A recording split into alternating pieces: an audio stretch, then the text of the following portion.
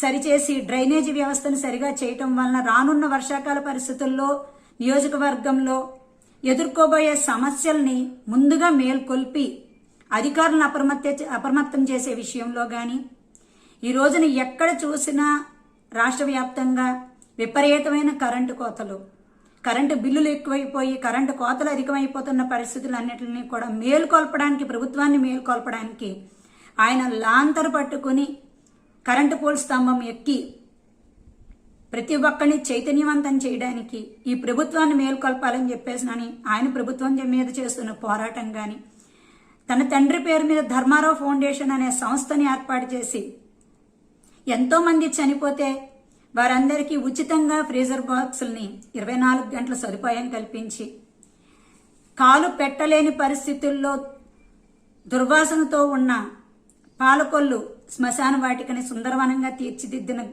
వ్యక్తిగా ఆయన చిరస్థాయిగా పాలకొల్లు ప్రజల గుండెల్లో నిలిచిపోతారనేది మాత్రం ప్రతి ఒక్కరూ కూడా అంగీకరించిన విషయం.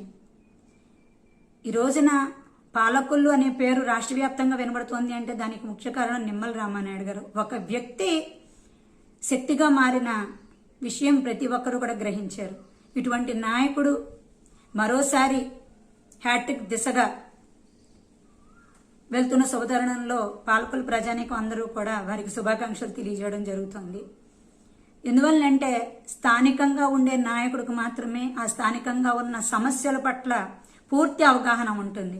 ఇది నాది, ఇది నా పాలకొల్లు, ఇది నా పాలకొల్లు ప్రజానీకం అనుకుని వారి సమస్యలనే నా సమస్యగా అని భావించి నిత్యం ప్రజల్లో ఉండి నిత్య కృషివలుడుగా ఆయన పేరు ప్రఖ్యాతలు గాంచింది ఆయన కష్టమే ఈ రోజును గెలుపుకి చిహ్నంగా ప్రతి ఒక్కరూ కూడా భావిస్తున్నారు.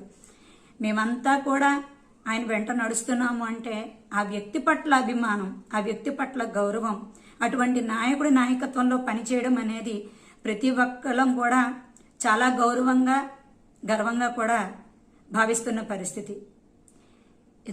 అటువంటి నాయకుడిని మరోసారి హ్యాట్రిక్ దిశగా, విజయం దిశగా తీసుకువెళ్లిన పాలకొల్లు ప్రజానీకానికి అందరికీ కూడా ప్రత్యేక ధన్యవాదాలు తెలియజేస్తూ మీ పెండియాల భవాని.